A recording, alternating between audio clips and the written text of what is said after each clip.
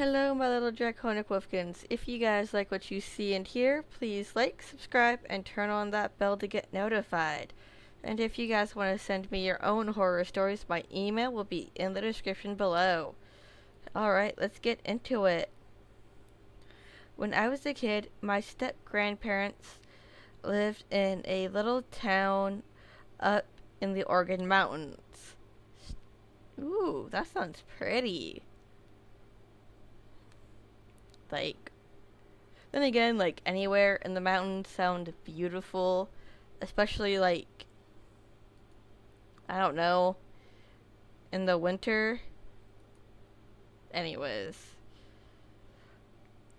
their house was at the end of a dead end street, and there was a wooden guardrail painted with white with orange stripes at the end of it.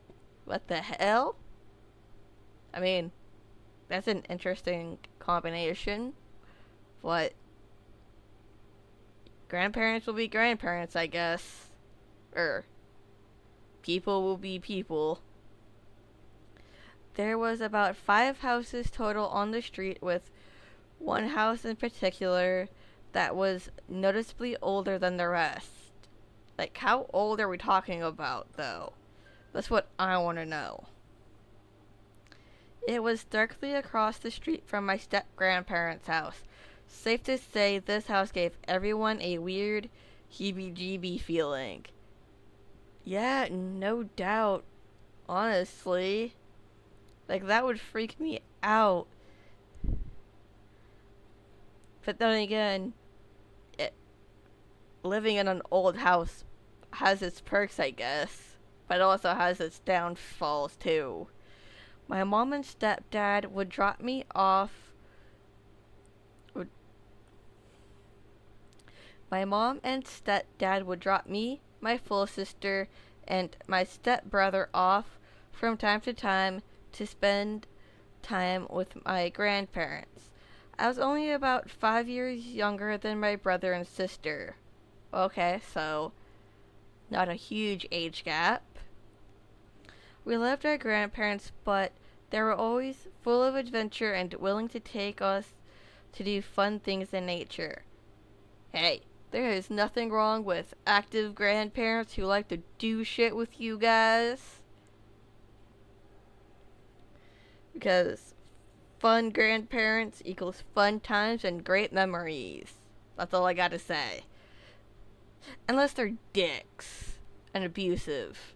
Yeah, don't take that shit from anyone, okay? I don't care if it's family. We would hike, grab berries to make pies, have barbecues.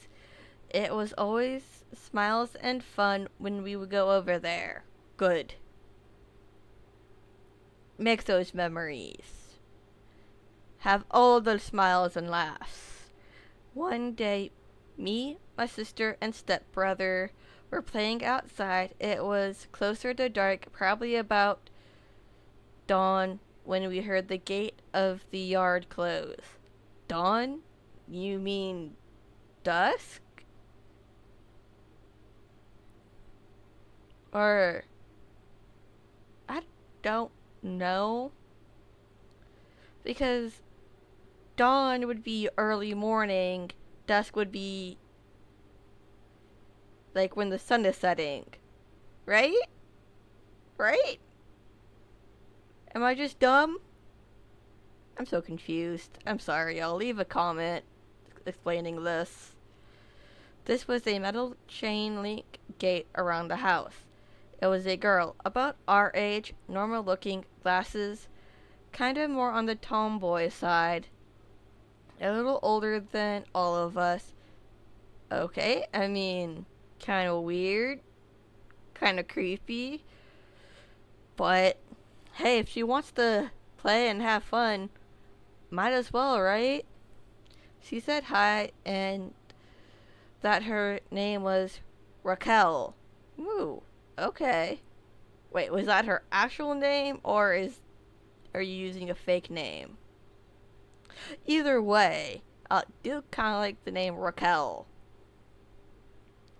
She asked if she could play basketball with us. We had no idea anyone lived in the house because we never saw anyone go in or out, and this was about our fourth time going to our grandparents' house. I'm sure our grandparents knew, but never had a reason to tell us because we didn't ask.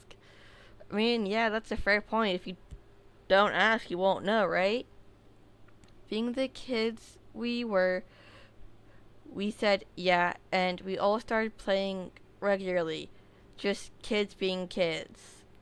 Nothing seemed odd about this girl for about a year, but one day, oh god, what the fuck happened? What the hell happened? Things just changed in her. I remember the first weird incident me, my sister, and brother had seen. We were up pretty late playing video games on the Nintendo 64. Ah, the nostalgia. I loved playing on the N64, honestly. I don't remember how we got the N64, honestly. I think my parents got it for our older brother, but just kept it in the house or something. I don't know. My grandparents on my dad's side also had a Sega, so I grew up playing Sega Genesis games too, so. Anyways, our grandparents had splurged on us and bought a lot of candy and told us to have fun. Oh, hell yeah!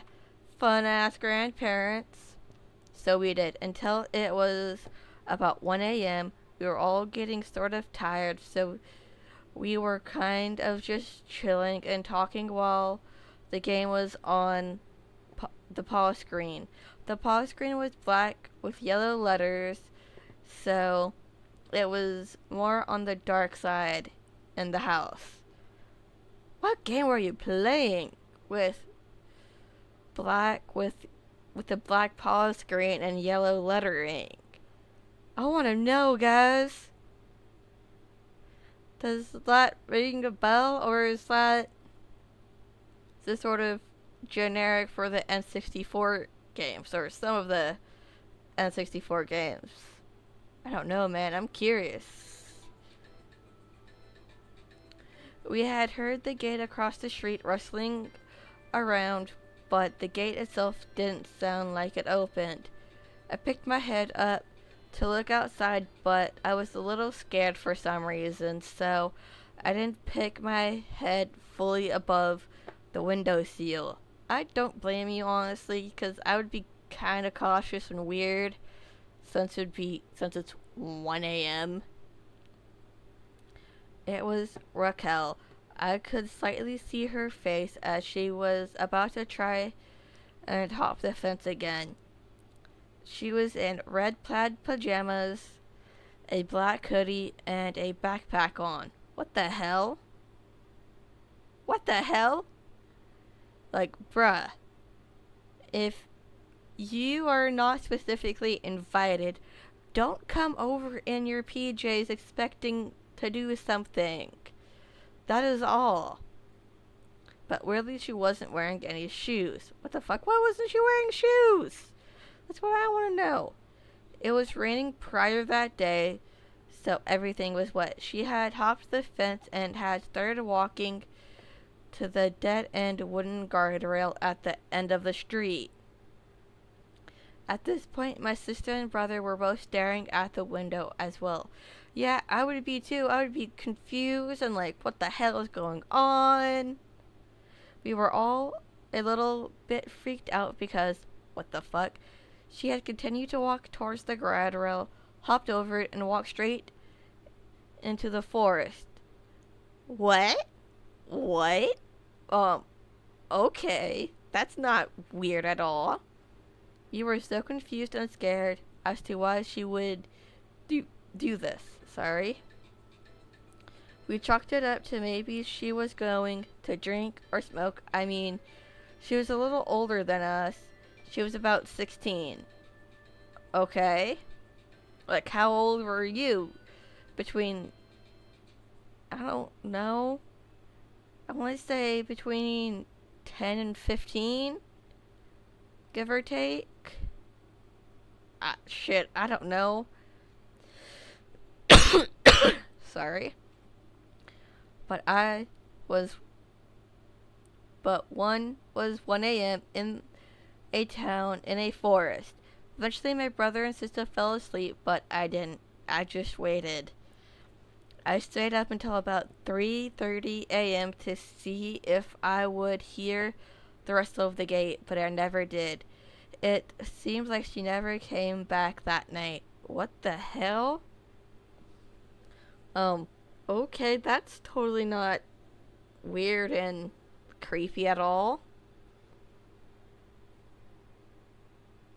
The next day, we all got up to go to the lake for the day. It was around 10:30, 11 a.m. My grandparents gave me a bag to take to the trash before we left as I was taking the trash out. Okay, okay. I mean, gotta eat, gotta get ready, and all of that jazz. You know, normal stuff. I look across the street and see Raquel sitting on a chair on the patio of her house. There was a full glass of what looked like a reddish liquid sitting in front of her. What the fuck? What? What? I waved, but she just had this disgusted look on her face. Like I'm talking evil disgusted. She didn't say hi, she didn't wave, nothing. Her head was up, but her shoulders were shrugged up to her neck. She was looking at me directly. Nothing. Oh my god, what the hell is going on? We had went back home and had heard a story about Raquel from one of our other friends that swore he would never hang out with her again. Why? My sister and this guy from Oregon, Cage, kinda had a crush on each other and would talk on the phone is why we even heard about the story. But it happened to him. What happened? He, a couple of friends, and Raquel were apparently hanging out in Raquel's parents' basement, smoking cigarettes, being young teens. Yeah, makes sense. Well, two of the kids went upstairs to go do something apparently, and Raquel stayed with Cage and were finishing the cigs. Okay. What the hell happened? Where is this going? Raquel told Cage she was gonna go get the others, went up the stairs and closed the basement door and turned off the light on Cage. What? He freaked out, screaming, and was banging on the basement door because Raquel had apparently locked it on him. Oh, hell nah. Hell nah. The other two came back and Raquel opened it, laughing, I guess. He told my sister he would never hang out over there again. Like, seriously, what the fuck? Fast forward a couple of months, we arrive in Oregon to visit again. Raquel had seemed normal, so being kids, we decided to hang out with her because she had made a clubhouse in the back of her house. Totally not sketchy after what this dude Cage said. So that was pretty much the best bribe to hang out, of course. So we did. Yeah, a clubhouse in the backyard. That would be peak childhood. Everything was going great. I stood up and told them I was going outside to take a pee. As I went outside, started peeing, I seen Raquel come out. She closed the clubhouse door and shoved a stick in between the lock of the door, grabbed the extension plug and unplugged it. What the fuck is wrong with this chick? Like, seriously. I could hear my brother and sister saying, "Dude, what the fuck? Let us out." Right? Raquel had this crazy devilish look in her eyes and walked straight towards me. I was so terrified. Yeah, I don't blame you. She walked up to me and told me, "If you open the clubhouse, I will hurt you." Immediately, I ran around her and grabbed the stick and opened the clubhouse. I told both my sister and brother what he said. Yeah, I don't blame you. Like, what the hell? My sister grabbed Raquel by the shirt and threw her on the floor and yelled at her. Raquel had this really weird, sinful grin of her face the whole time. Like, seriously weird, creepy grin, almost like she liked it. Dude, I would have punched the snot out of this kid. I am not gonna lie. Like, seriously, no kid should do that. No kid should be locked in anywhere in the dark. Like, that's how you create trauma and fear of things. Immediately, we told my grandparents, who took things into their own house and walked over to the house to confront the parents. During the conversation, the mom had said that Raquel would spend long nights in the basement and brushed it off as she was being a teen. Nope, that does not sound like just being a teen, honestly. She had told my grandparents that she had been acting very strange the past couple of months, so they confided most of her things due to punishment and found that she was playing with a Ouija board. Oh god, I've heard horror stories about Ouija boards too. I still want to play with one though, or use one, but I'm scared to do it alone. So, one day maybe I'll get the courage. Just not today. She busted into tears in front of my grandparents. She said her daughter was not the same. Told my grandparents that they would find Raquel throwing up in the middle of the night from sleepwalking / eating to the point of projectile vomiting. What the hell is going on? My grandparents said, "Please keep that away from me and my family. I'm very sorry. We have to go." Good on your grandparents for doing that. We left the porch of that house, and I swear I could see Raquel looking at us from the horizontal basement window. I still would have punched her in the face, honestly. Except I don't know if I was just a kid, but it didn't look like her eyes. It looks like cat's eyes. I remember the feeling I felt when I saw that, the goosebumps. I felt I can still feel to this day. Yeah, I don't blame you, honestly. My mom and stepdad had split up a couple of years after this whole thing. Aw, I'm sorry. So we fell away from that side of the family and never went to Oregon again. Like, damn, that's probably for the best though, but still, I am sorry. But one day, 15 years later, I told the story to my fiance's family at a cabin, and randomly a number from Oregon calls me. I truly did not want to answer it because I thought, oh shit, there's absolutely no way. Yeah, I don't blame you, honestly. Like, what the hell? But my fiance's mom insisted to make sure I wasn't pulling the best scary prank ever. I answered, and immediately a loud buzzing, ringing sound started. Oh, hell nah. Hell nah. It happened for about 3 seconds before it stopped and the line cut. Safe to say, we were all fucking scared. Yeah, no. I truly think Raquel was possessed. She would talk to the sport in the basement, forest, and God knows where else. I often think about what happened to her family, and the house. I hope she didn't burn down the house. But at this point, it seems on brand for this chick. I don't know though. I'm haunted by the thought of going to Oregon to this day. I hope I never have to. Yeah, like what the hell? I'm sorry that this happened to you. Like, holy shit.